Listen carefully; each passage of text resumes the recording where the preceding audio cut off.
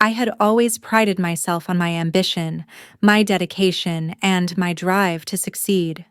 At 30, I was a marketing manager at one of the fastest-growing tech startups in San Francisco, a city where dreams were made or shattered. Sarah, my boss, was the one who gave me that first big break. She was more than just a mentor to me. She was a guide, a role model. I trusted her with everything, but that trust, well, it was about to crumble. It was the Friday before our big quarterly meeting, the one where promotions were announced. I had worked harder than ever for this moment, countless hours, late nights, pitching campaign after campaign to our clients. My efforts had paid off. The numbers spoke for themselves. I was certain I'd earned the promotion Sarah had promised me. I could already see myself walking into that office as the new senior marketing manager, taking the company to new heights. I had worked for that moment, and I knew it was mine. I sat in Sarah's office waiting for her to come in. She had promised me a meeting that afternoon to discuss the promotion. My heart raced as I checked the time. It was nearly 4:30 p.m. and I was running out of patience. Just when I was about to send her a text, "Lily, come in, take a seat," Sarah said with a smile that didn't reach her eyes. Her voice was warm, but there was something off. A slight edge. I sat down, trying to mask my nerves. "You wanted to talk about the promotion?" Sarah paused. She looked at me for a moment, her face unreadable. Then she dropped the bomb. "Lily, you know how much I value your work. You're a key player on this team. But I've decided to go with Greg for this." Greg. My jaw clenched as I tried to mask my shock. Greg, the guy who had been underperforming for months, the one who barely contributed during meetings, the one who had made every project harder than it needed to be. "What?" The word slipped out before I could stop it. My voice was shaky, but "I thought you said—" "I know, Lily. I know what I said. And I meant it at the time. But Greg's more aligned with our company's vision. Better fit." I tried to hold it together, but my hands were trembling. I had trusted her. I had worked so hard, sacrificed so much, and for what? For Greg to walk in and take what was rightfully mine. I didn't know what to say. But I've been here for 3 years. I've put in the work. Greg. Greg doesn't even come close. I could feel the tears welling up, but I wouldn't let them fall. Not in front of her. Sarah's expression softened. "Lily, it's nothing personal. You've done great things. But sometimes it's not just about the work. It's about fitting in with the bigger picture." I couldn't believe it. The bigger picture wasn't the whole point, to reward the people who worked the hardest, who brought the best ideas to the table. I stood up my chair, scraping against the floor, and I turned to leave. "Thank you for the opportunity," I said, my voice cold. "Lily, wait," Sarah called after me. But I didn't turn around. I walked out of her office, the door slamming behind me, and I felt the weight of the betrayal settle deep in my chest. I wanted to scream, to lash out, to demand an explanation. But I knew I had to control myself. I would find a way to make this right. And when I did, Sarah would regret this. I walked out of Sarah's office, and for a moment the world seemed to be moving in slow motion. My mind raced, a whirlwind of thoughts and emotions crashing together. Betrayal, anger, confusion. I couldn't believe it. Greg, the guy who could barely string a coherent sentence in meetings, was going to take the job I had earned. I needed to get out of the office, fast. I grabbed my purse, stormed through the open-plan office, ignoring the curious glances from my colleagues. No one knew what had just happened, and I wasn't about to let them. When I finally stepped outside, I sucked in a deep breath of the cold San Francisco air, trying to calm my racing heart. I wasn't sure if I wanted to scream, cry, or just disappear. But something inside me told me that I couldn't let it end like this. Sarah had made her choice, and I had to make mine. I spent the weekend in a fog, barely eating, barely sleeping, but constantly plotting. The ideas kept coming, relentless, and sharp. Revenge didn't feel like an option anymore. It felt like a necessity. I knew exactly how I would make Sarah and Greg regret their decision. By Monday, I was ready. I wasn't going to just let them take everything I had worked for. I would show them what they had missed, and I would do it in the most powerful way possible through a marketing campaign that would blow their minds. A campaign so good it would make the entire company take notice, and they'd have no choice but to acknowledge my talent, my work, and I started brainstorming. The campaign had to be perfect. It had to outshine everything Greg had ever done. I couldn't let it be just another project. No, it had to be the project. The one that would make Sarah regret giving that promotion to him. The one that would force her to see the mistake. The next few days were a blur of long hours research and preparation. I pulled every trick out of my marketing bag. I crafted a story, a narrative that connected with the audience on an emotional level. I knew our target demographic inside and out. This campaign would resonate with them in a way nothing else. I didn't just want to win. I wanted to break their complacency, to show them that while they had chosen the easy route, I was going to show them what true creativity, hard work, and dedication looked like. And so the idea took shape: an interactive campaign that would captivate our audience in a way that no competitor could ever dream of. It was bold, it was innovative, it was exactly what Sarah and Greg would never expect. But there was one problem. I had to launch it before they even had a chance to realize what I was doing. The clock was ticking. I needed to move fast. I sat at my desk late that night reviewing my plan when a message popped up on my phone. It was from "Can we talk tomorrow?" I stared at the message for a moment. The last thing I wanted to do was sit down with her and listen to more of her hollow excuses. But part of me knew this was the moment. The moment I would get the chance to confront her. The moment I could either let her off the hook or show her the power I had been hiding all along. "Sure," I typed back, a cold smile curling on my lips. I wasn't going to let her off easy. Not this time. The following day, I stood in front of Sarah's office, my nerves humming like static in the air. I hadn't slept the night before. The thought of facing her was both terrifying and exhilarating. This was the moment I had been waiting for, my chance to not only confront the betrayal, but to show her that I wasn't the same Lily she used to know. I knocked softly on her door and waited. When she called me in, I walked in with my head held high, every step purposeful. She looked up from her desk, her face a mixture of surprise. "Lily, come in," Sarah said, gesturing to the chair across from her. "I'm glad you agreed to meet. I know things have been complicated." "Complicated," I repeated, my voice low but firm. "I don't think complicated even begins to describe it, Sarah." She shifted uncomfortably in her seat, but I didn't give her the chance to explain further.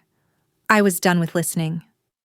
Now it was my turn. "You promised me that promotion, Sarah. You told me I was the right person for the job. But instead, you gave it to Greg. A guy who, let's be real, has done nothing but drag the team down since day one," I said, leaning forward slightly, my voice steady, despite the fury bubbling. "I know you're upset," Sarah began, her tone defensive. "But you need to understand Greg has potential. And, well, we all have our roles in the company. Timing." I nearly laughed, the bitterness in my voice clear. "I've been here for years, I've busted my ass for this company. And he waltzes in with barely any effort and you hand him my job. That's not timing." The silence hung in the air, thick and heavy. Sarah's eyes flickered to her desk, avoiding my gaze, and I knew then she was starting to feel the weight of her decision. But I wasn't done. Not by a long shot. "I'm not here to beg for your approval or to cry about how unfair it is," I continued. "I'm here to tell you that I'm going to make you regret this. And I'll do it in the most public way possible, through a campaign that will leave everyone in this company talking about me, not Greg. By the time I'm done, people will forget his name." Her face paled, but she stayed quiet, clearly unsure of how to respond. But I wasn't about to let her off the hook. "You made a mistake, Sarah. And now I'm going to show you why you should never have doubted me." I turned on my heel, my heart pounding in my chest. I had said the words, now I had to make them count. As I left her office, I could feel the weight of the tension between us. There was no going back now. I had drawn the line, and I was about to cross it. I wasn't just fighting for a promotion anymore. I was fighting to prove that I was more than just someone who could be easily overlooked. I was going to show Sarah and everyone else that I was the one It was game on. The days following my confrontation with Sarah were a whirlwind. My resolve was stronger than ever. I had set my plan in motion, and there was no turning back now. I was going to take everything I had worked for, everything they had overlooked, and show them all what they had underestimated. It was time to put my campaign into action. I spent every waking hour crafting the perfect marketing strategy. I pulled in all the resources I had at my disposal. Team members I knew were reliable data I had carefully collected over the years, and every creative tactic I could think of. I wasn't just going to run a campaign.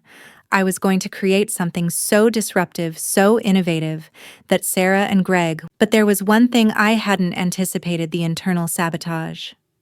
I had always been cautious, always trusted my team, but now I couldn't afford any distractions. I had to move forward, but I also had to keep my eyes wide. 2 days into the planning, I was sitting in a meeting with my team discussing our next steps when I noticed it. A subtle shift in the room. Greg had shown up uninvited, standing awkwardly in the back, with his ever so innocent smile plastered on his face. "Hey Lily, mind if I sit in?" he asked, though there was no reason for him to be there. He wasn't even. I smiled thinly. "Actually, Greg, we're discussing some sensitive details right now. Maybe not." He didn't budge. "Oh, I just thought I could help. I've got some experience with this kind of thing," he said, his voice dripping with false sincerity. I shot a quick glance at my team. They all looked uncomfortable, but no one dared speak up. This was the kind of underhanded tactic Sarah had always allowed, creating tension and doubt within the team. "Fine," I said through gritted teeth. "Stay, but make it." As Greg took a seat, I couldn't shake the feeling that something was off. This wasn't just about him trying to weasel his way into the project. It was about him trying to sabotage me. He had been doing it for months, quietly stealing ideas and taking credit for my work, and now he was trying to do it again, this time in front of my own team. But I wasn't going to let him win. Not this time. I took a deep breath, stood up, and made my move. "All right, everyone," I said, projecting confidence I didn't feel. "Let's talk about the campaign strategy. We've got a lot of work to do, and we can't afford any distractions. Greg, if you have anything to contribute, I'd be happy to discuss it at the end of the meeting. But for now." There was a pause as Greg stared at me. For a moment I thought he might push back. But he didn't. He just sat there, his smile fading as I moved on, diving deep into the campaign details. Every word I spoke, every idea I laid out was a step closer to the revenge I was planning.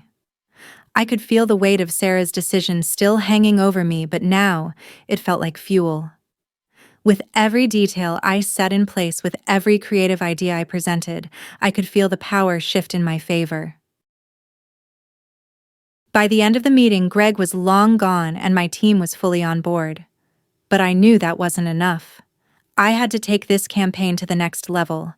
I needed to create a buzz, a firestorm that no one could ignore. So I made my move. I leaked the campaign concept to a few key industry influencers, making sure it would gain traction. Then I waited. I knew it wouldn't take long for word to spread. And when it did, it would shake things up in ways Sarah and Greg never imagined. The countdown had begun.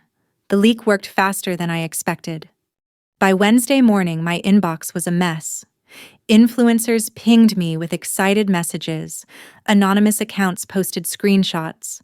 A trade blog I respected ran a speculative piece with my concept teased as the next big thing. I watched the notifications pile up and felt something like vindication, sharp and satisfying, but there was also a tremor under the surface. This was bigger than me now. Once momentum starts, it doesn't stop at office politics. It spills into investors' feeds, into client inboxes, into the rumor mill that runs the industry. I pulled up analytics, the click-throughs, the shares, the dwell time on the mock landing page I'd spun up overnight. Everything was through the roof. My plan wasn't just working. It was viral. I kept my head down and moved fast. Timing was everything.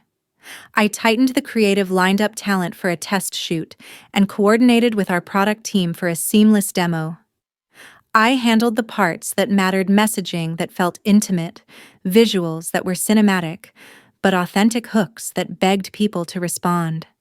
This wasn't a stunt. It was a story, and the story had to feel real. At noon, my phone buzzed. Sarah. Her message was short. "Can we talk now? I'm in the lobby." Seeing her name made my throat go dry. My stomach twisted with the urge to gloat, to respond with a killer line. "Isn't it a shame you picked the wrong person?" But I kept myself steady. I'd learned that rage was useful in the planning phase, but not in execution. If I wanted the win to be clean, I had to be surgical. 10 minutes, I replied.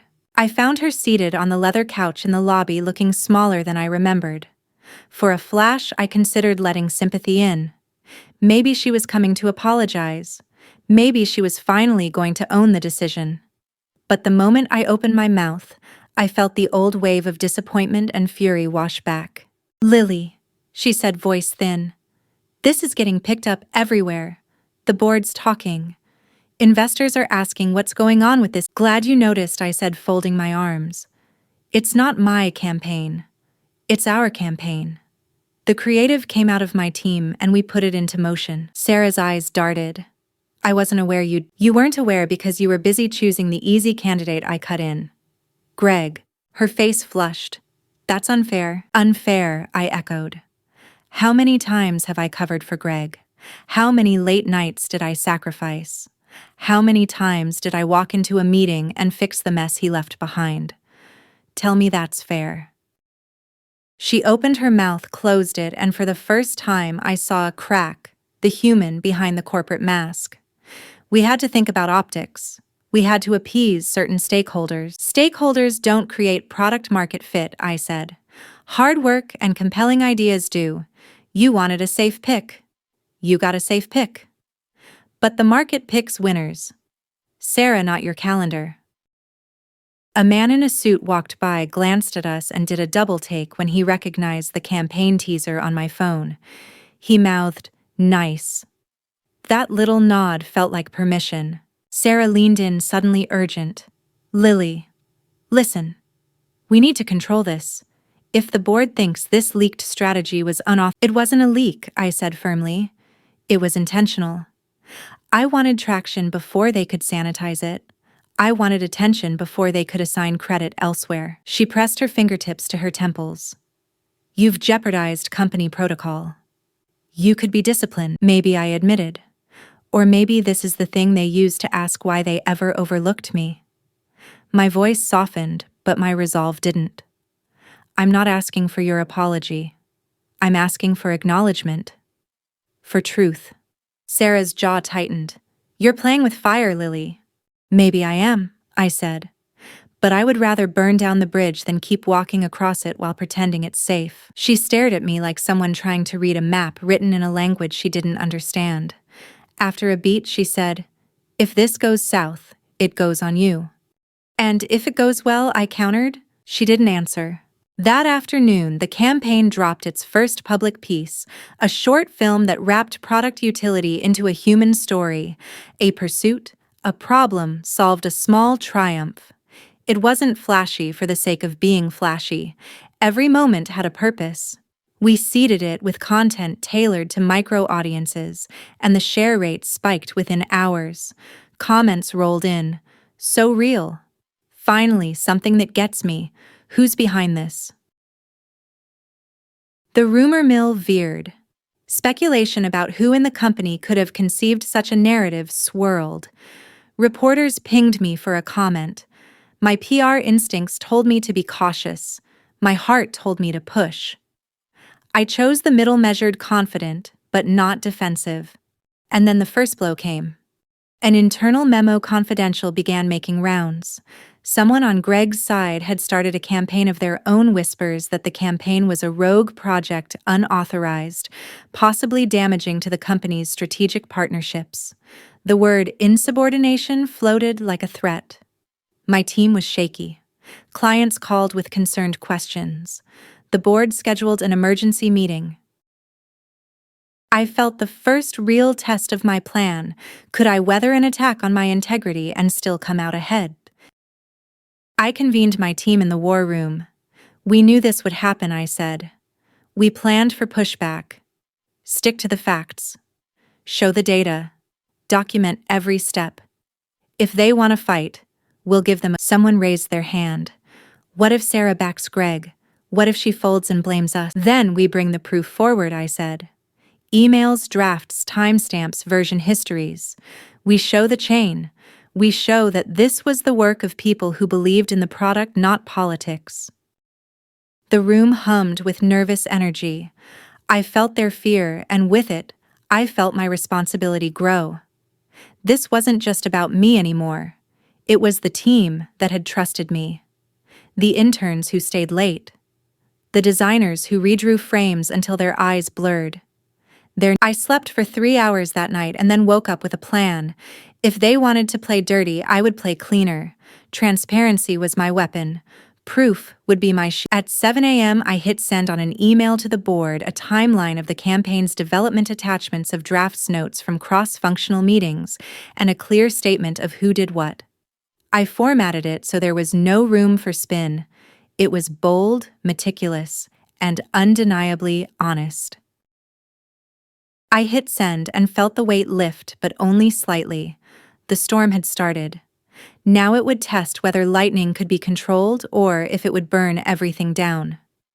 The day after I sent that email to the board, the storm I had been expecting arrived with a force I hadn't quite anticipated. The internal memo had done its job, casting doubt over the legitimacy of my campaign, and now the real battle was beginning. It wasn't just about proving that I was right. It was about holding on to my integrity while everyone else tried to tear it down. I spent the next few days on edge. Calls from clients started to trickle in, some with concern, others with curiosity. The board members who had remained silent at first began to ask questions. Was I acting on my own? Was this an unauthorized initiative? I knew the questions were coming. What I didn't expect was the pressure building from every side. Sarah, despite her earlier dismissal, was now looking to regain control. Her attempts to distance herself from the campaign were becoming more transparent. She was trying to play both sides, one foot in the board's corner, the other in mine, but I could see right through it. It was Thursday when I got the call. Sarah wanted to meet. I almost laughed at the irony. She was coming to me now after she had dismissed me so coldly, after she had handed my promotion to Greg. But I wasn't about to show weakness. Not now. Not when the battle was this close to being won. I walked into the meeting room holding my composure. Sarah was sitting across from me, hands folded on the table, her face pale. She looked nervous, like a gambler who had just realized she had no more chips to bet. "I'm sure you know why I called." Sarah started, her voice tight. "I have an idea," I replied, keeping my tone neutral. She leaned forward slightly. "Lily, we need to fix this. The board is questioning everything, whether the campaign was approved, whether it's doing more harm than good to the brand." I raised an eyebrow, not giving her the satisfaction of showing any emotion. "It's doing exactly what it was meant to do. It's making people talk. It's getting attention. What's the harm in—" "You know what I mean?" Sarah said, her voice shaking now. "The company has a protocol for these things. You didn't follow it. You put the entire organization at risk. There could be legal repercussions." Legal repercussions. That was the card she was playing now. "Legal repercussions," I repeated. "This was never about the protocol. It was about what you couldn't see, the potential. I knew the company needed a jolt. I gave it to them. You're angry because you couldn't control it, Sarah." Her eyes narrowed. "Don't turn this on me. You were the one who went behind my back. You were the one who chose—" "Leaked?" I almost chuckled at the word. "No, Sarah. I released it. There's a difference. You didn't want to take a risk. I did." For a moment there was silence between us. I could feel the tension crackling in the air. Sarah was trying to find a way out, but she had painted herself into a corner. There was no ease. Finally she spoke. "You're going to have to answer to the board. I can't protect you from this. You've crossed a line. Maybe I've crossed a line, Sarah, I said, my voice low but firm. But I'd rather cross a line than live in the shadow of people who never believed in me. Sarah looked at me, the flicker of a challenge in her eyes. And what's your plan, Lily? To fight this battle alone? I stood up, gathering my things. Not alone. I've got the truth on my side. I don't need your protection. But I will need to speak. Lily, this is a mistake, she said, but I was already walking out of the room. I could hear her voice calling after me, but I didn't turn back. The decision had been made. I was done playing by their rules. If they wanted to fight, then I would give them the battle of a lifetime. The ball was in my court now. The next morning, I sent an email to the board requesting a direct meeting. I laid out the facts, the campaign's development, the timeline, and the results. I wasn't going to let them question my integrity any longer. If they wanted answers, at 3 p.m. the meeting was scheduled. I arrived early, walking into the boardroom with my head high. I wasn't nervous. I was prepared. I knew this meeting would determine everything: the future of my career, the future of the company. I wasn't going to back down now. As the board members filed in, I could see the skepticism in their eyes. But I wasn't afraid. I had the truth on my side. The meeting began, and I launched into the presentation with confidence, laying out everything I had worked on and why it mattered. The campaign wasn't a rogue move, it was a calculated risk. I explained every step, every decision that led to this moment. I showed them the numbers, the engagement rates, the audience. By the end of the meeting, the atmosphere had shifted. What had started as tension was now cautious admiration. I could feel the tide turning in my favor. They weren't just seeing the campaign for what it was. They were seeing me for who I was. Someone who believed in the company enough to take a chance to push the boundaries when they wouldn't. But I wasn't done. I had one last card to play. As the meeting was wrapping up, I addressed the elephant in the room, Sarah. I know some of you are concerned about the way this campaign was handled, I said, my eyes scanning the room. But I ask you this: why are we questioning the method when the results are undeniable? If the company has to change its policies to keep up with the future, then maybe it's time to reconsider the people we've been relying on. The silence that followed was thick. I knew I had their attention now. The days that followed were a blur of high-stakes meetings, whispered conversations in the hallway, and a feeling that the air in the office had shifted. It was no longer just about a marketing campaign. It was about survival. The entire company seemed to be holding its breath, waiting for someone to either implode or emerge victorious. And I was determined. The board meeting had been scheduled for Friday morning. The atmosphere in the office was tense, as we all prepared for the inevitable confrontation. I wasn't worried about the outcome. I had laid out the facts, presented my case with clarity and confidence. But what worried me was the subtle power plays happening behind the scenes. Sarah was doing everything she could to protect herself. She had started making veiled comments to my colleagues, trying to paint me as a rogue employee but no one was buying it anymore. It was Wednesday when I received an unexpected call from one of the board members, Daniel. He was an older, seasoned executive who had been with the company for years. He had always been a bit of an enigma, quiet, calculating, and never one to make waves. He was a man who valued results, not politics. "I'm not supposed to be calling you Lily," he said, his voice low. "But I think you need to know something." I sat up straight in my chair, my pulse quickening. "What's going on?" "It's about Sarah," he said. "She's been feeding the board a story that this campaign was entirely your doing, that it wasn't approved by her, and she's been playing the victim. But I know the truth, and I think you do too." My mind was racing.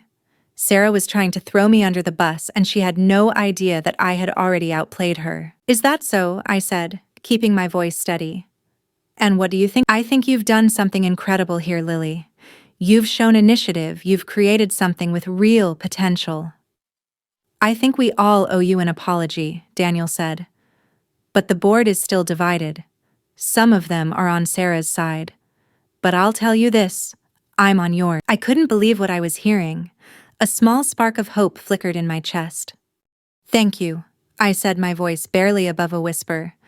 "What do you suggest I do next?" "Don't back down. Go to that meeting and tell them everything. Show them the truth. Don't let Sarah rewrite the narrative." The conversation ended, but the weight of his words stayed with me. This was my chance. It wasn't just about defending my actions anymore. It was about setting the record straight. And I wasn't going to let anyone, including Sarah, take that away from me. The next morning, I spent hours preparing. I pulled together every piece of evidence I had: emails, drafts, timestamps, and notes from meetings. I had everything laid out, each step of the campaign's development documented meticulously. Friday morning came faster than I expected. I walked into the boardroom with a sense of purpose I hadn't felt in weeks. This was it. The moment I would either win or lose everything. As the board members filed in, I could see the tension on their faces. They didn't know what to expect, and neither did I. But I was ready. Sarah was seated at the head of the table, her usual confidence replaced with a nervous energy that I could sense even from across the room. She didn't make eye contact with me when I walked in. The meeting began, and Sarah immediately started with her usual defense that the campaign had been a rogue operation, that I had gone behind her back and jeopardized the company's future. The words were familiar, and they didn't hold weight anymore. Not when I had the truth on my side. I stood up, interrupting her mid-sentence. "Actually, Sarah, I think it's time for the truth." The room fell silent as all eyes turned to me. I did release the campaign. I did it because I believed in this company, and I believed in what we could accomplish. Yes, it was unorthodox, and yes, it wasn't approved by you. But it worked. It got attention. And it made people believe in us again. It's the kind of risk that every company needs to take if they want to move forward, I said, my voice calm but unwavering. Sarah opened her mouth to speak, but I wasn't done. "The truth is, I've been here for 3 years working my ass off trying to push this company to be better. And I've had to watch people like Greg, who barely contributed anything, get rewarded. I did this for the company. I did it because I want to see us succeed. If that's a crime, then maybe I'm guilty." I continued, my eyes scanning the room, meeting the gaze of the board members. One by one, I could see their faces change. The skepticism melted away, replaced with something else: respect, maybe even admiration. They were seeing the real story now. They were seeing me. Daniel gave me a slight nod from across the table, and I knew I had him on my side. But it wasn't just him anymore. I could feel the room shift. The tide was turning. "Sarah," I said, my tone softer but no less firm. "This isn't about you. It's about the company.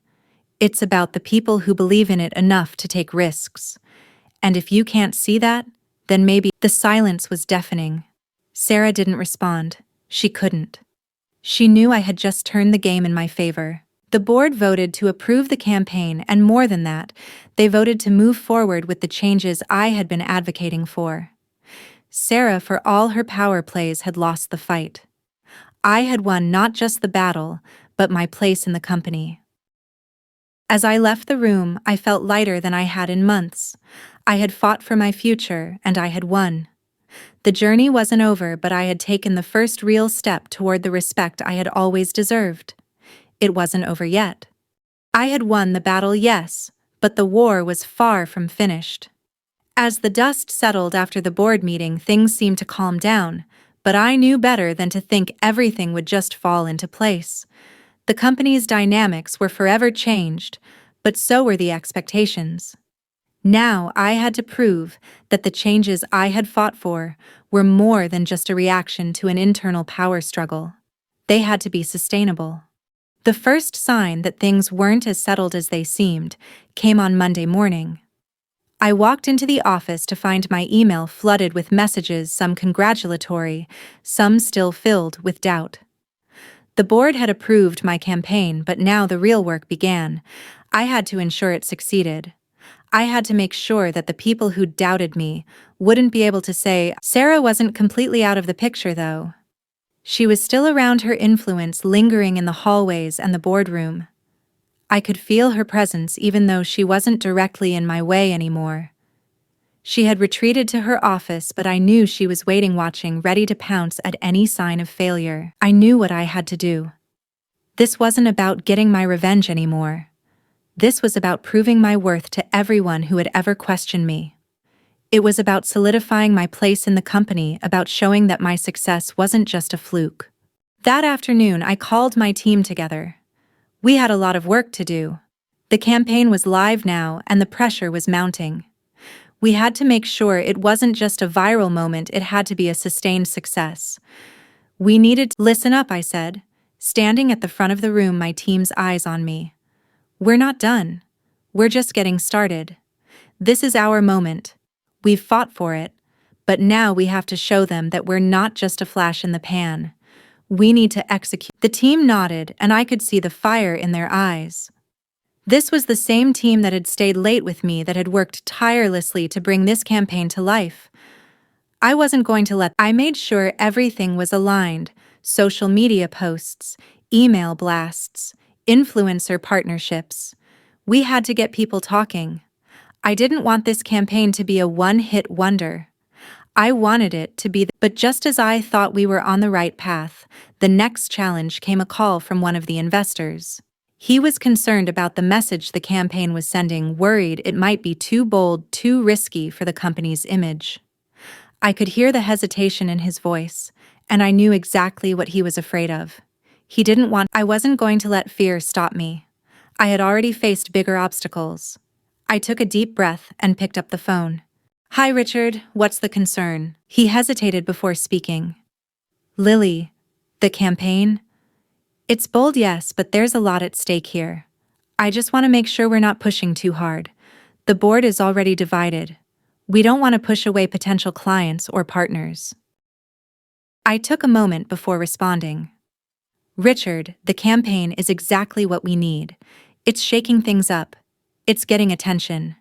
If we play it safe now, we'll never grow. The only way forward is to keep pushing boundaries." There was silence on the other end, and then Richard sighed. "I trust you, Lily. Just be careful. You've got a lot riding on this." "I know," I said, my voice steady, "but this is the path we've chosen, and I'm not backing down now." By the end of the week, the campaign had generated more buzz than anyone could have predicted. Social media was alive with discussion, influencers were raving about it, and the media was buzzing with excitement. But as things were heating up, I knew there was still one thing I had to do: confront. I arranged a private meeting with her. I had nothing left to lose. She was sitting at her desk when I walked into her office, her eyes briefly meeting mine before she looked away. There was no longer any pretense of cordiality. The air between us was thick with the unspoken. "Lily," she said, her voice almost too calm, "I see the campaign is doing." I nodded, crossing my arms. "It's doing more than well. It's exactly what this company needed." She leaned back in her chair, trying to mask her frustration. "You know I'm still not happy with the way you handled this, but I can't argue with the result." I felt a small victory inside me, but I didn't show it. "You didn't believe in me, Sarah. You thought I was a risk, and you put your trust in someone who couldn't deliver." She didn't respond immediately, but I could see the tension in her face. Finally, she spoke, her voice tight. "I made a mistake, Lily. I underestimated you." I took a breath. "You've been undermining me for months, but I proved you wrong. And now, I'm not going anywhere." For the first time, I saw Sarah look away. She couldn't meet my eyes. The silence that followed was deafening. "I'm done here," I said. "I'm going to make sure this company grows, with or without you." As I left her office, I could feel the weight lifting off my shoulders. I had done it. I had taken my chance, fought for it, and won. And now it was time to take the next step forward.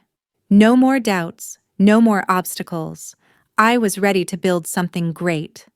The weeks that followed my confrontation with Sarah were a whirlwind. The board's decision to back me wasn't just a victory in the moment, it was a turning point for the company. But that didn't mean things had become easier. Now it was a battle to prove that my way forward was the right one, and I had to hold my ground against more than just Sarah. There were whispers in the hallways, questions about whether I would actually be able to lead the company in the way I envisioned.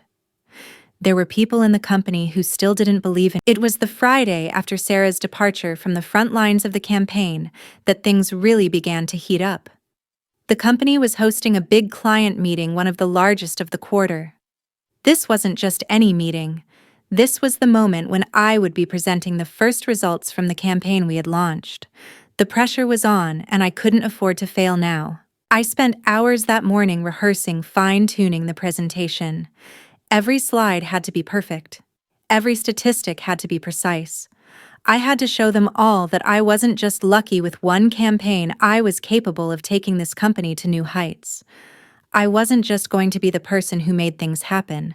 I was going to be the person who changed the game. At noon, I arrived at the conference room feeling the familiar knot in my stomach, but this time it wasn't fear. It was adrenaline. I was ready. My team was ready. And despite the lingering doubt some still had, I was going to prove them wrong. I was going to show them that I belonged here. As I walked into the room, I could feel the eyes of the room turn toward me. The tension was palpable. It was the moment of truth. I began with a calm introduction, laying out the goals of the campaign and how it aligned with the company's broader vision. But as I spoke, I could feel a shift. The room, which had been quiet at first, began to stir. People were reacting to the data I was presenting, to the numbers that couldn't lie. I showed them the user engagement, the sales growth, and the market response. I showed them that everything I had promised and more was coming true. Halfway through, I could see the faces in the room begin to change. The skeptics were still there, still quiet, but I could tell they were paying attention now. They were starting to believe in what I was saying.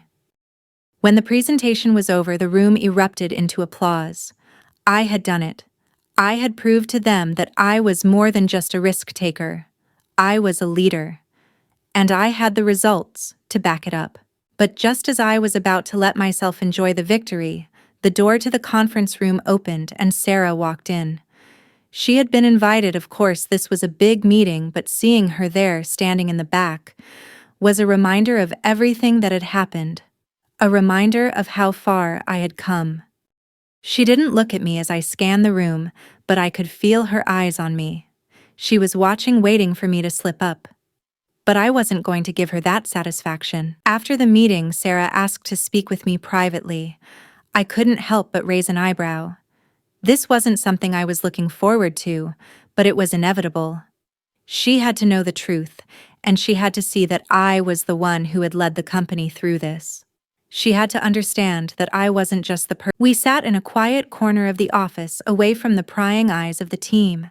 I have to admit, Sarah began, the results are impressive. But you know as well as I do that things are never as simple as they seem. There are still those who think you took too many risks, that the campaign might hurt the company in the long run. I've heard all of that before, I said, my voice steady. But the results speak for themselves. This campaign isn't just a success in the short term, it's about building something sustainable. It's about changing the way we think about growth. We can't keep playing it safe, Sarah. We need to push the envelope. She looked at me, her expression a mix of frustration and resignation. I'm not sure I can ever fully trust your methods, Lily. But I'll give you this. Your vision is working. For now, I echoed. I'm not here for now, Sarah. I'm here to make this company thrive for the long term. And if you can't see that, then maybe you're in the wrong position. Sarah's eyes flashed. You're playing a dangerous game, Lily. Maybe, I said with a small smile. But I'd rather take risks and win than sit back and watch this company stagnate. With that, I stood up. I'm done here, Sarah. I don't need your approval. I've already proven myself. She didn't respond. She couldn't. I walked out of her office with my head held high, the taste of victory sweet on my lips. I had crossed every line they had set for me. I had played their game, but now as I stepped back into the hustle of the office, I felt like I was finally where I was supposed to be. The fight wasn't over. but I was ready for whatever came next. The days following my confrontation with Sarah were full of change. For the first time since I had joined this company, I truly felt like I was in control. I had fought for what I believed in, and now I was beginning to see the fruits of that labor. The campaign was still generating buzz, the results were rolling in, and the company was starting to take notice. I had earned my place. But with that success came new challenges. I wasn't naive enough to think that everything would be smooth sailing now. Success in one battle didn't guarantee victory in the war. And I knew that even though I had won the board's approval and secured the campaign's success, there were still people in the company who didn't believe in me, people who were watching, waiting for me to slip up. I wasn't going to give them that satisfaction. The following Monday, I was summoned to another meeting with the board. This time, it wasn't just about the campaign, it was about the future. It was about me and my place in the company. I had proven that I could handle the pressure, but now I needed to show them that I could lead. When I entered the boardroom, the usual suspects were all there: the executives, the investors, the ones who had doubted me in the past. And sitting at the head of the table, Sarah. Her eyes flickered as I walked in, but she didn't say anything. She didn't have to. I had already proven that I was capable of standing my ground. The meeting began, and once again I laid out the results of the campaign. This time, however, I didn't just focus on the numbers. I talked about the strategy behind it, the vision that had fueled it, and how it aligned with the company's future goals. I wasn't just defending my past actions anymore. I was positioning myself as a leader for the future. The room was quiet as I spoke. When I finished, there was a moment of silence, the kind that always precedes a judgment. Then, to my surprise, Daniel, the board member who had backed me, spoke up. "I think it's clear to all of us that Lily has done something extraordinary here," Daniel said. "We've seen the results. We've seen the numbers. But more than that, we've seen her vision. She's a leader. She's the kind of leader this company needs if it's going to succeed in the long." For the first time, I saw the board members nodding in agreement. There were no more skeptical glances, no more whispers behind my back. They were seeing me for who I was, not just the person who had taken a risk, but the person who had made it pay off. Sarah didn't say anything. She just sat there, her arms folded, her face unreadable. But I didn't care anymore. I had earned their respect. I had earned my place. As the meeting concluded, the decision was made. The board voted to promote me to Chief Marketing Officer. I had done it. I had gone from being dismissed to being underestimated to being the person they could no longer ignore. I walked out of the boardroom, my heart racing with a mixture of relief and triumph. It wasn't just about the title, though. It was about everything I had fought for. It was about proving that I wasn't just someone who could be easily overlooked. I had proven that I was more than capable. I was ready to lead. As I stepped into my new office, I looked around and took a deep breath. This was my new beginning. The journey wasn't over, but this was a moment that would define the rest of it. I had earned my place, and I was ready to take on whatever came next. The fight was over. The battle for control, the battle for respect, those were behind me now. But the real work was just beginning. After the promotion, things moved quickly. There was no time to bask in the glory of my victory. The company had big plans, and with my new role came new responsibilities, new challenges. I was no longer just fighting for a promotion. I was now leading a team shaping the company's future and making decisions that would affect everyone from the top executives to the interns. But the pressure was unlike anything I had ever experienced. The first few weeks as Chief Marketing Officer were a blur of meetings, strategy sessions, and conference calls. Every move I made was scrutinized. Every decision had to be perfect. No room for error. The campaign I had fought so hard for was only the beginning.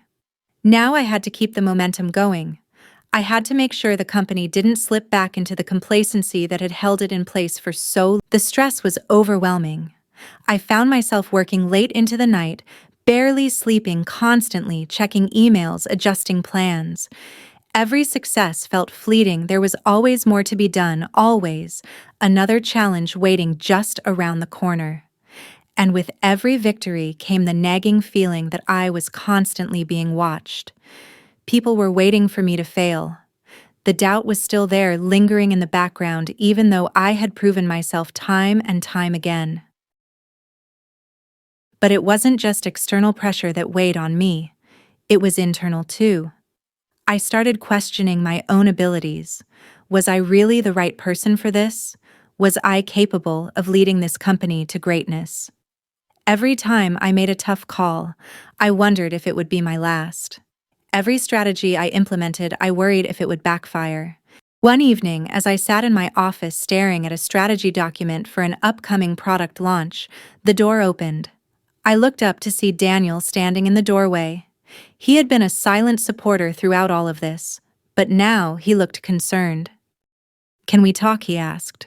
I nodded, gesturing for him to come in. He closed the door behind him and took a seat across from me. "I've been watching you," he said, his voice calm but serious. "You're pushing yourself too hard. You're burning out." I exhaled, rubbing my temples. "I don't have a choice, Daniel. The company is relying on me. If I don't keep pushing, we'll lose everything we've gained. I can't afford to let up." "You can't keep going like this," he said firmly. "You're already at the top. The company needs your leadership, but they also need you to be healthy. You're not going to be able to lead if you're running on empty." His words hit me harder than I expected. For the first time in a long while, I felt the weight of everything that had happened. The pressure, the constant battle to prove myself, it had taken its toll. I had been so focused on the external challenges, on winning every battle, that I had forgotten about myself. "I don't know how to stop," I admitted quietly. "I don't know how to just take a breath. There's always something else to do. Always someone else to." Daniel looked at me for a long moment, then said, "You've already impressed everyone who matters. And the people who are waiting for you to fail, let them wait. The only person you need to prove anything to is yourself." His words lingered in the air, and for the first time in a while, I felt like I could finally exhale. I wasn't just carrying the weight of the company's future on my shoulders anymore. I had to take care of myself too. I had proven my worth, but I couldn't keep. The conversation with Daniel was a wake-up call. I had worked so hard to prove myself to everyone else, but in doing so, I had neglected the most important thing, my own well-being. I realized then that leadership wasn't just about making the right decisions. It was about knowing when to take a step back, when to recharge, when to trust others, and when to trust yourself. The next day, I made a decision. I was going to start delegating more. I was going to trust my team more. I was going to give myself the space to breathe. It was time to stop being a machine and start being a leader, someone who not only drove success, but also modeled balance and self-care. The road ahead was still uncertain. There would be more challenges, more risks, and more battles to fight. But for the first time in a long while, I felt like I could handle it. I had learned the hard way that victory wasn't just about pushing yourself beyond your limits. It was about knowing your limits and taking the steps necessary to protect your energy, your mind, and your body. I looked out of my office window, watching the city buzz with life. The company was on the brink of something great, and so was I. I was ready for whatever came next, balanced, focused, and stronger than ever before. The company had entered a new phase, and as the weeks passed, I felt the weight of leadership settling more comfortably on my shoulders. The adjustments I had made in my approach, delegating more, trusting my team, and prioritizing my health, were paying off. The pressure wasn't gone, but it felt more manageable now. I wasn't drowning in it anymore. I had found a rhythm. The changes I had fought for were beginning to show results. Sales were up. The campaign had grown into a lasting success, and for the first time in a long while, the office had a sense of optimism that was contagious. People were talking, they were excited, they believed in what we were building, but most importantly, they believed in me. One morning, as I walked into the office, I noticed a difference. There was a buzz in the air. It was something more than just the usual Monday hustle. It felt like a real turning point for the entire company. I knew exactly what it was. The confidence had shifted. People were looking to me for direction, and I was finally ready to give it. That day, I sat down with my team to discuss the next phase of our growth. I laid out our new goals and shared a bold vision for the future. We were going to expand. We were going to push into new markets. We were going to innovate not just in the products we created, but in how we operated as a company. Every department, every individual needed to take ownership of their part in this new era. I knew that the road ahead wasn't going to be without challenges. There were still people who didn't agree with my methods. There were still people who doubted my leadership, who thought that my rise to power had been too fast, too risky. But I had proven that I could handle the heat. And I had no intention of letting anyone take that from me.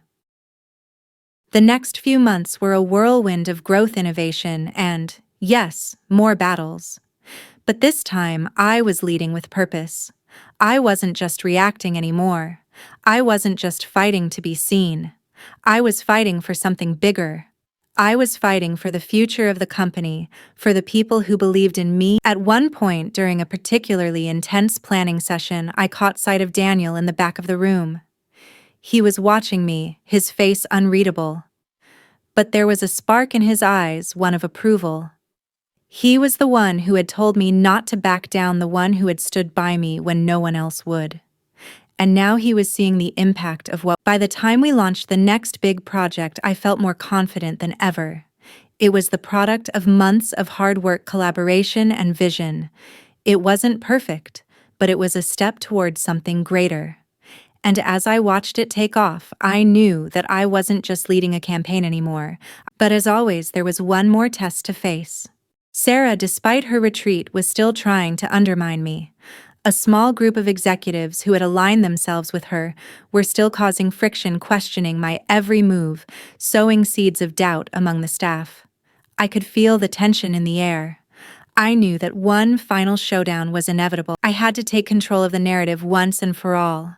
One day, I called a company-wide meeting. It was time to address everything head-on. As I stood in front of the crowd, looking out at the employees who had become my allies, I took a deep breath. I know some of you still have doubts, I said, my voice steady. I know there are still questions about my leadership, about my methods, and I understand why. But let me make one thing clear. I am here because I believe in this company. I believe in every single one of you, and I am not going to let anyone make us doubt ourselves. Not now. Not ever. I paused, letting the words sink in. I knew that my message wasn't just for those who doubted me. It was for everyone who had stood by me, for the people who had worked tirelessly to get us to this point. We're not just a company. We're a movement. And we're going to keep growing, keep pushing, keep innovating. Together, there is nothing. The room erupted into applause. It wasn't just because of the words I said. It was because they saw the vision. They saw the fire in me. They knew that this was just the beginning. In that moment, I knew that no one could take this from me. I had earned my place, I had earned my leadership, and the future was ours to shape, and nothing was going to stand in our way. The next few months were the most pivotal of my career. After the promotion and the campaign's success, I felt like I had everything in place: a solid team, a clear vision, and the trust of the board. The company was on an upward trajectory, and I was more confident than ever in my ability to lead. But just as things seemed to be falling into place, the final test arrived, one I had not anticipated, and certainly didn't expect to come from within the company. It started with a series of offhand comments from a few executives, all small, seemingly harmless things at first. "That's a bold move," they would say, as if questioning my every decision. "Are you sure about this direction?" There were subtle digs, little insinuations that began to take root, growing more frequent as the weeks passed. They were questioning my methods, my very ability to lead, and it was all happening under the radar, just enough to make me uneasy, but not enough for me to confront. It wasn't just about the comments anymore. It was the vibe in the office. People weren't just watching me anymore, they were scrutinizing every move I made. My decisions were being questioned, not just in private but in meetings in front of my team. The trust I had built, the respect I had earned, seemed to be evaporating, and the worst part was that I couldn't put my finger on why. Then I found out. It wasn't just the usual office politics. This time, it was different. A few executives who had previously supported me, at least publicly, had begun to plot against me. They were questioning the direction I had taken the company, especially the new products we were launching, and there were murmurs about scaling back on the initiatives I'd introduced. They were pushing their own agendas under the guise of concern. I had always been able to sense when something wasn't right, and now I knew. The people who had been in my corner before, Daniel included, were now nowhere to be found when I needed them most. I was alone once again, and this time the stakes were higher than they had ever been. I called a private meeting with the board, hoping to get clarity to understand who, if anyone, was still on my side. The boardroom felt different now, heavier. As I walked in, I could sense the eyes on me, the weight of their stares, like they were waiting for me to make a mistake. Sarah was there too, her presence a constant reminder of everything that had led to this moment. The meeting began, and as I spoke, I laid out my vision for the next phase of the company, as I always had. But today, the usual confident tone in my voice felt like it was wavering. I could hear my own uncertainty creeping in. What if they were right? What if my plans weren't the best ones? Just as I was starting to lose my nerve, Daniel finally spoke up. "Lily," he said, his voice cutting through the tension. "We've all been watching. We've seen the results, and we know that your vision has been working. But there's some—" My heart skipped a beat. This was it. The confrontation I had been dreading. "What's that?" I asked, my voice tight. "There's been a lot of pushback from within the company," Daniel continued, his gaze not leaving mine. "People are questioning the pace of change. They're worried about the risks. They're worried about you." I blinked, trying to steady myself. "What do you mean, worried about me?" Sarah chimed in, her voice dripping with an air of concern. "Lily, you've done amazing work, but sometimes you've been too aggressive. It's important that we make these changes in a controlled manner. Some of us feel like you've been taking too many risks." I felt my chest tighten. This wasn't about concern for the company. This was about control. And I knew who had been pushing for these changes, the same people who had never believed in me. The same people who had thought I was too risky, too unconventional from the very beginning. I stood up, forcing my voice to remain calm even though I felt a fire rising inside me. "If you want to move forward in this industry, you can't play it safe. Every step I've taken has been calculated. Every risk has been carefully thought out. We've seen the results. The company is growing. But we're only going to continue growing if we keep pushing boundaries. We can't afford to stagnate. Not now." The room was silent, the weight of my words hanging in the air.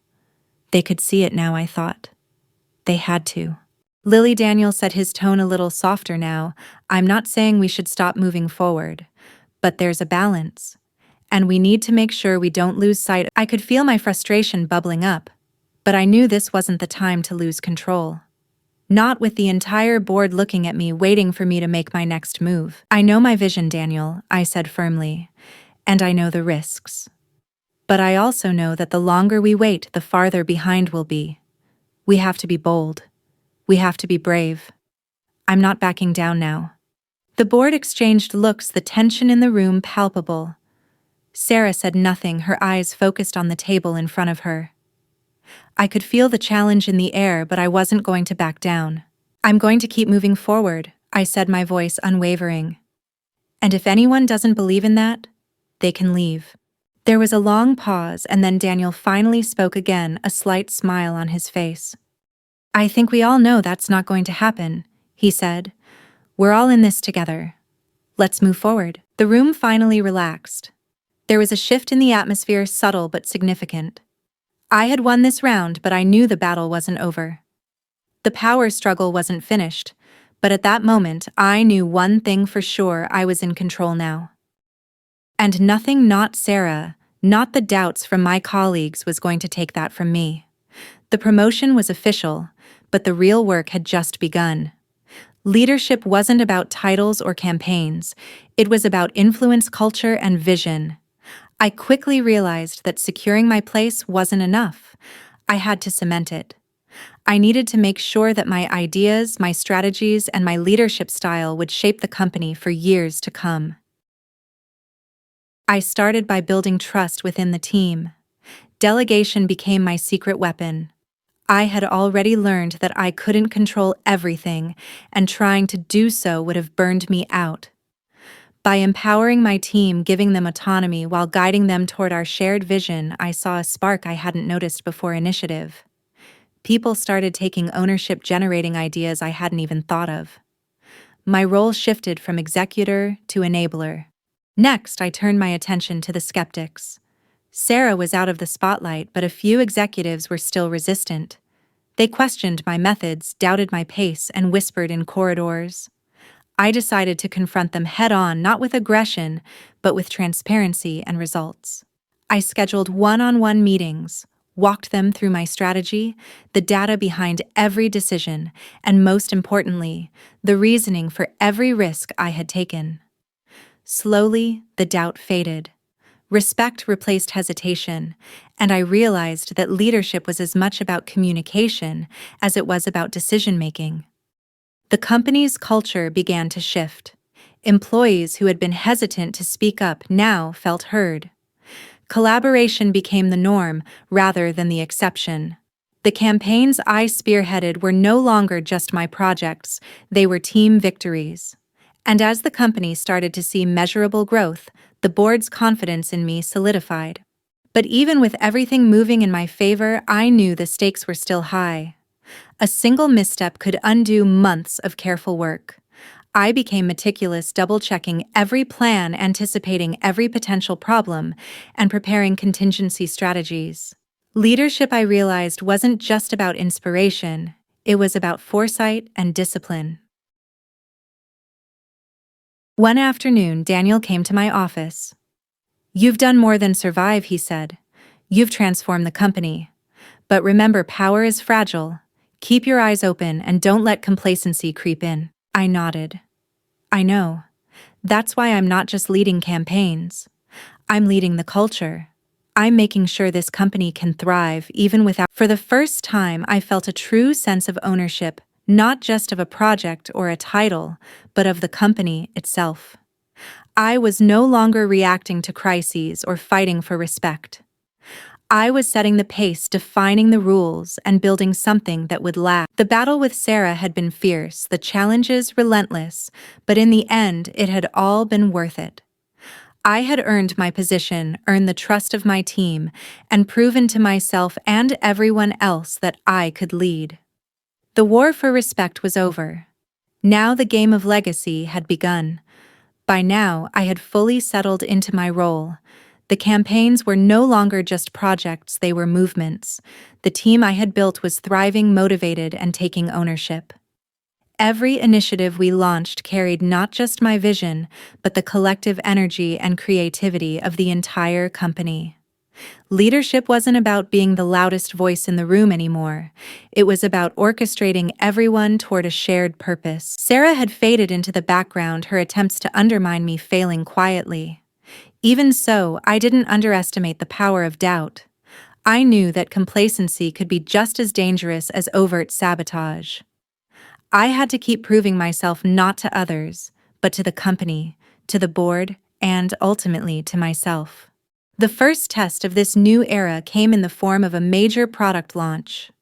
Unlike past campaigns, this was the culmination of months of collaboration across departments. I had trusted my team to take initiative, and they delivered. Every element from design to marketing to operations worked in harmony. I felt a profound sense of pride not just in the product, but in the people behind it. The launch exceeded all projections. Media coverage was glowing, social engagement skyrocketed, and client interest turned into actionable partnerships. It wasn't just a victory in numbers, it was a validation of the culture and leadership we had cultivated. My team and I had created something that had life beyond a single campaign. It had momentum, influence, and sustainability. Later that day, Daniel stopped by my office. "You've done it, Lily," he said. "You've created something that will outlast any single campaign, any single decision. You've left I smiled, but I knew the work was far from over. Legacy wasn't static, it was alive, breathing, and demanding continual attention. I had built the foundation, but it would take constant care to maintain and grow it. And that's exactly. Walking through the office that afternoon, I saw a change I hadn't fully appreciated until now. People walking with confidence, contributing ideas, openly collaborating without hesitation. The company culture was shifting into something I had envisioned, a place where initiative was celebrated, risks were calculated, and results mattered more than politics. I realized something crucial: revenge had been the spark, but leadership was the fire.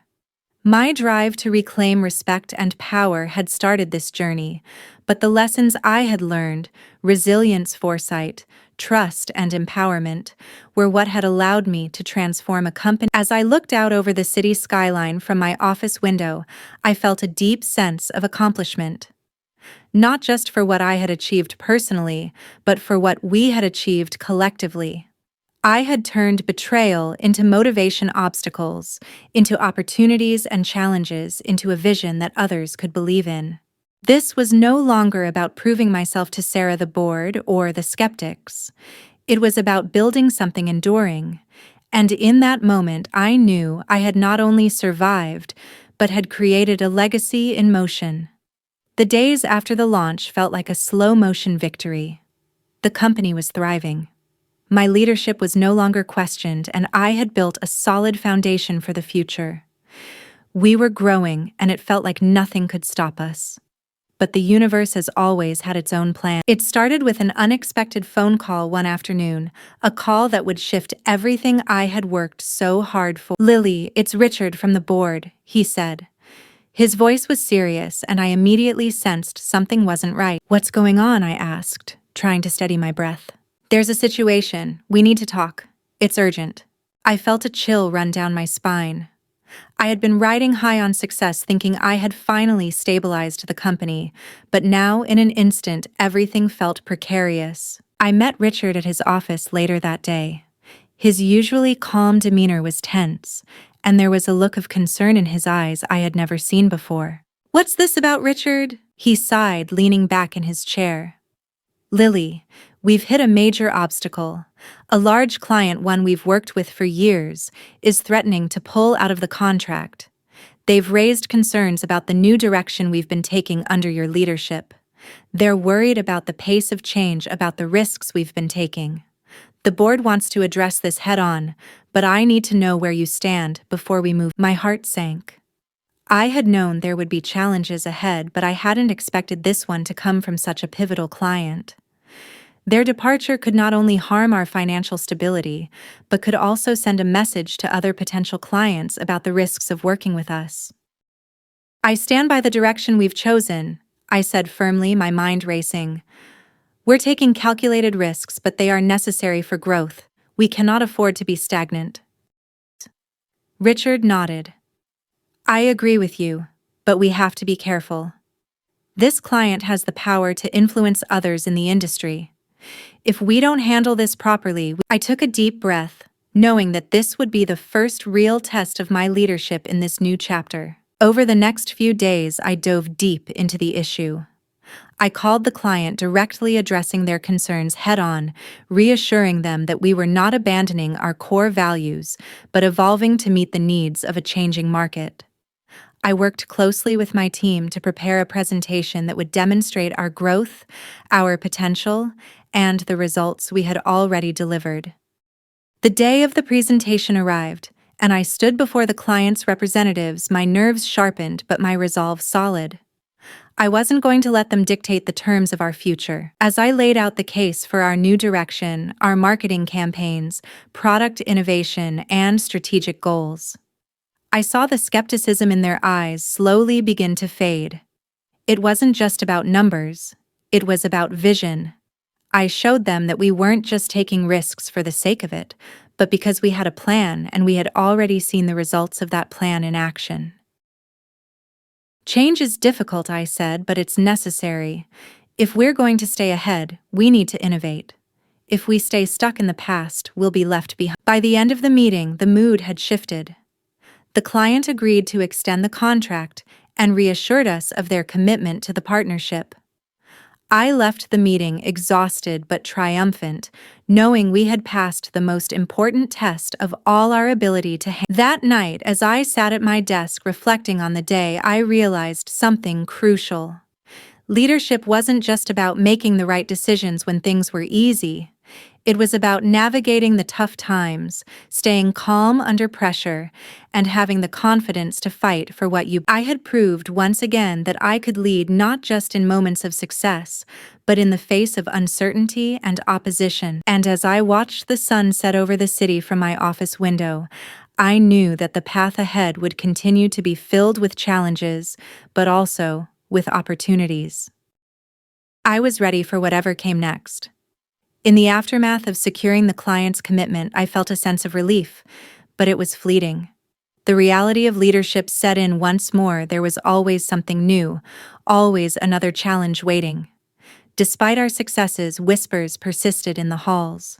Some were supportive, others still skeptical. But there was one thing I had learned: the price of leadership was constant scrutiny. A few weeks later, the company faced its first major crisis under my leadership. A key product launch, one we had spent months preparing for, didn't meet our high expectations. Despite the careful planning, the results were underwhelming. Sales were low, customer feedback was mixed, and some key influencers who had been excited about the product were now backing away. I had been through challenges before, but this felt different. This wasn't a minor setback, it was a significant blow to our momentum. And more importantly, it was the first time since my promotion that I felt like I had failed. The pressure of the situation began to weigh heavily on me. The board, understandably, was concerned. There were talks of reassessing the direction of the company, whispers of overpromising and under-delivering. Some executives began to suggest that maybe the pace of change had been too aggressive, that perhaps we had moved too quickly and were now paying the price. I couldn't let it break me. I had always believed in moving forward even when the road was tough, but this felt different. I felt my confidence start to waver. I had built a reputation as someone who could turn things around, who could always make things work. But now I was facing the very real possibility that we might be heading in the wrong direction. The turning point came one evening as I sat alone in my office staring at the disappointing numbers. I realized something: failure didn't define me, but how I responded to it did. I had spent so much of my time leading from the front, guiding everyone through the successes, that I had forgotten something crucial. Leadership wasn't about perfection. It was about resilience, adaptability, and the ability to keep moving forward even when things didn't go as planned. The next day, I called an emergency meeting with my team. I wasn't going to pretend that everything was fine. I wasn't going to sugarcoat the situation. I needed them to know that we were in this together, that their ideas, their input, and their collective strength were what would get us through this crisis. "We've hit a rough patch," I began, looking each of them in the eye. "But that doesn't mean we're done.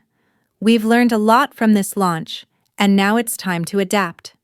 We're going to rework the product, get back to the drawing board, and take a fresh look at how we approach the market. This is not the end. It's the beginning of." I could see the skepticism in their eyes. At first, everyone was still shaken by the failure, unsure if we could turn it around. But I wasn't giving up, and I wasn't going to let them give up either. Over the next few weeks, we reworked the product, listened to customer feedback, and adjusted our marketing strategies. We also made sure to involve the team more deeply in the decision-making process, encouraging them to take ownership of the solutions. This wasn't just about me anymore. It was about all of us working together. By the time we relaunched the product, I felt a renewed sense of determination. This time, the product hit the market with a more refined approach, backed by a more effective marketing campaign. Customer feedback was much better and sales started to pick up. It wasn't an overnight success, but it was a success nonetheless. Looking back, that failure became one of the most pivotal moments in my leadership journey. It wasn't just the comeback that mattered, it was the realization that failure didn't mean the end of the road. It was an opportunity to grow, to learn, and to prove that we could overcome adversity. The company, my team, and I had faced something tough together, and we came out stronger for it. It wasn't just about celebrating success anymore. It was about knowing how to weather the storms, how to take risks, and how to keep moving forward.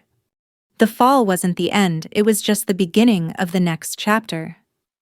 And I was ready for whatever came next. The months that followed the product relaunch felt like a series of waves, some gentle and some crashing into us with unexpected force. But after the early setback, we had learned how to ride those waves, to embrace both the highs and the lows. The company's growth was no longer just about recovering from setbacks. It was about building on every challenge, using it as a stepping stone towards something greater. By now, we had become a well-oiled machine. The culture was stronger, the team more united, and our vision clearer than ever. We weren't just responding to market demands, we were anticipating them. We had become a company that innovated not out of desperation, but out of a deep understanding of the future. But even with all this progress, I knew there would be another storm on the horizon. No company is ever truly immune from challenges, and I had learned that the hardest part of leadership wasn't getting to the top, it was staying there, staying ahead. Then one morning, I received an email that made my heart skip a beat. The subject line read, "Potential acquisition." It was from one of our competitors, a larger company that had been watching our rise closely. They were offering to buy us out. The email was polite, professional, even complimentary, but the message was clear: they saw our potential, and they wanted it under their umbrella. For a moment, I felt a surge of excitement. Being acquired meant financial security for the company, a way to scale even faster, and the possibility of tapping into resources that would take us to new heights. It was a tempting offer. But then, a wave of doubt hit me. Was this the right move? Was selling the company the best choice for our vision, for our team, and for the culture we had worked so hard to create? I called a meeting with the board. This was the defining moment of my leadership. I had to decide whether to let go of what we had built or keep pushing forward independently. The decision wouldn't be easy, but it would define the company's future for years to come. "I've been approached by one of our competitors," I said, standing in front of the board, my voice steady but filled with uncertainty. "They've made an offer to acquire us. It's a lucrative deal. But I'm torn. We've worked so hard to build this company, and I want to ensure that we're doing what's best for the people who've made it what it is today. I don't want us to lose sight of our vision." Daniel, who had become a trusted advisor and close ally over the past few months, spoke first. "Lily, this is a huge decision, but it's also an opportunity. You've taken this company from nothing to something extraordinary. The question isn't whether we can grow, we know we can. The question is whether we want to stay independent and continue to lead on our terms, or whether we want to accept the offer and take the next step with the support of a bigger player.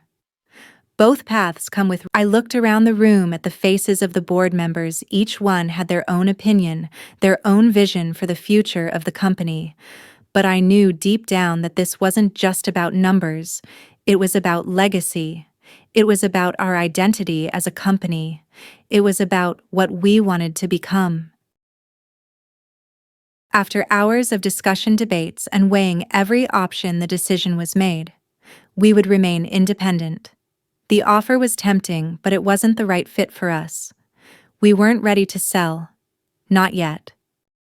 The decision to remain independent wasn't just about the company, it was about preserving our values, our culture, and the vision that we had fought so hard for.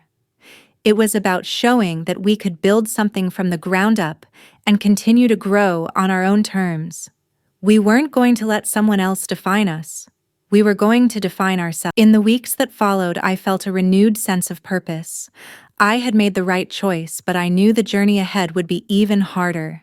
It wasn't just about continuing to grow, it was about staying true to what we had built. There would be more challenges, more risks, and more tough decisions. But now we were a company with a clear sense of direction, a company that was ready to face whatever came next. And I, as the leader, was ready for the next chapter. Whatever it took, I would continue to fight for this company, for our team, and for the legacy we were building. A few months after rejecting the acquisition offer, I found myself standing at the pinnacle of everything I had worked for. The company was thriving, and my leadership had earned the respect and trust of not just my team, but the entire industry. We were consistently surpassing our goals, and I knew that our future was bright. But there was still one thing that had been lingering in the back of my mind. I needed to ensure that the foundation we had built would withstand the test of time.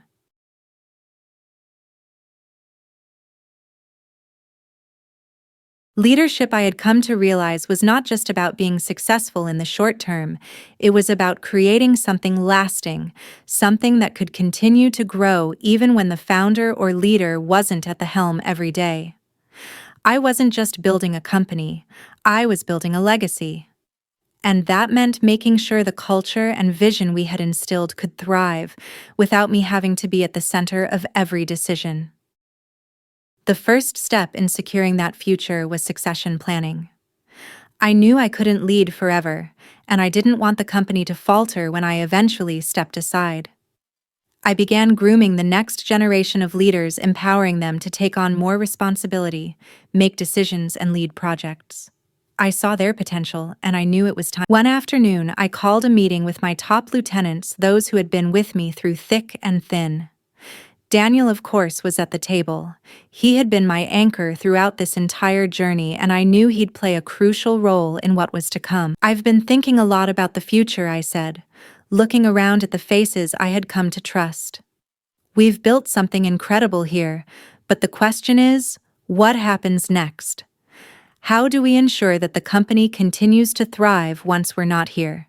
Every day, running things." The room was silent for a moment, everyone contemplating the question. Then Daniel spoke up. "You've built a great team, Lily. The culture we have here, it's strong. We've got people who understand the vision, and they're ready. We just need to make sure we're giving them the tools to succeed." "I agree," I replied. "But it's not just about tools. It's about trust. I need to trust that when the time comes, the company will be in good hands.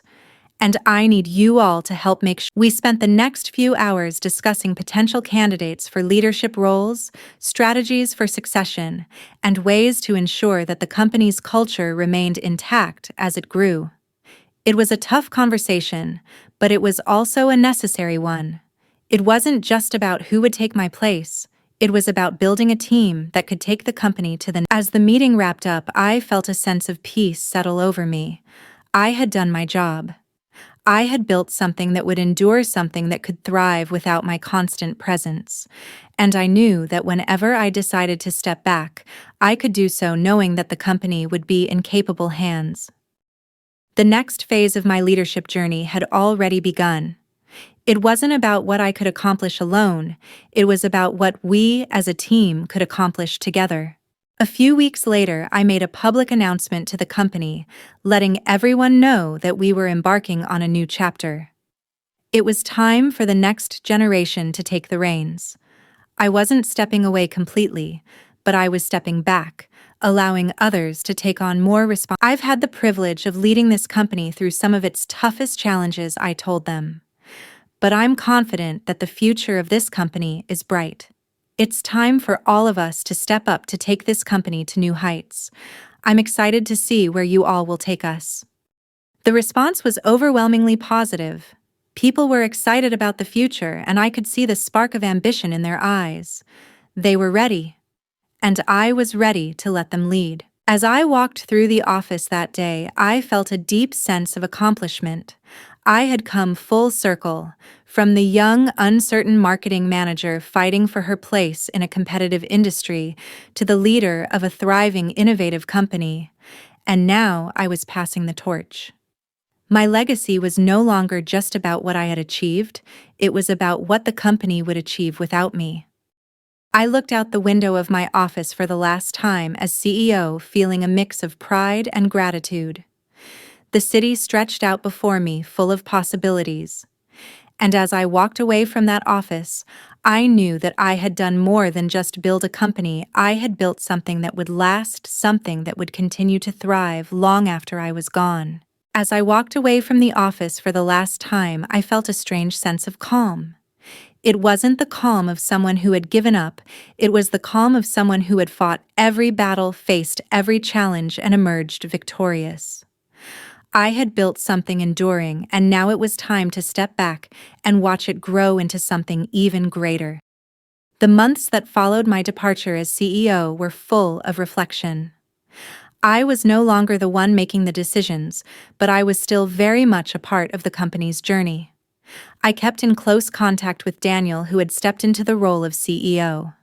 The team I had helped nurture was thriving under his leadership, and I could see the company continuing to grow, not just in size. I spent my time mentoring young entrepreneurs, speaking at events, and dedicating myself to personal growth. I had learned so much during my time at the helm of the company, but now it was time to share those lessons with others. The road ahead wasn't just about the work, it was about how I could contribute to the larger world. The company was in good hands, and it was my time to give. One day, Daniel called me with exciting news. "Lily, I just wanted to let you know that we've surpassed the revenue targets you set for this quarter. The company is stronger than ever, and it's all because of the foundation you built. You left us with something truly remarkable." I could feel the pride in his voice, but I also knew that this success wasn't just mine to claim anymore. It belonged to the entire team, to everyone who had worked alongside me to make the company what it was. My legacy wasn't just in the profits, the accolades, or the market share.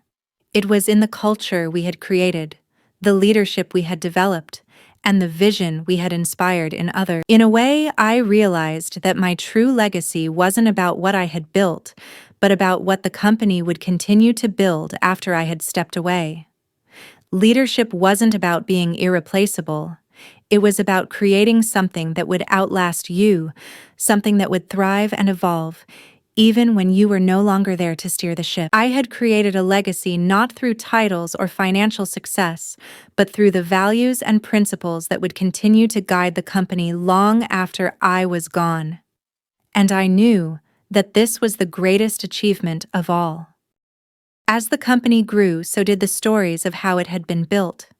People spoke of the transformation, the obstacles overcome, and the leader who had taken them through it all. They spoke of me, but they spoke more of the team, of the vision, and of the culture that had been passed down. I had been a part of it, but it was no longer just my story, it was I looked out at the world with a sense of pride and fulfillment, knowing that I had given everything I had to build something that would last. The future was in good hands. And as I turned away from the path I had walked for so many years, I was filled with a quiet confidence. I had done my part, and now it was time for others to lead. And so with that, the final chapter of my journey came to a close. But the story of the company, the story of the legacy we had created, was only just beginning.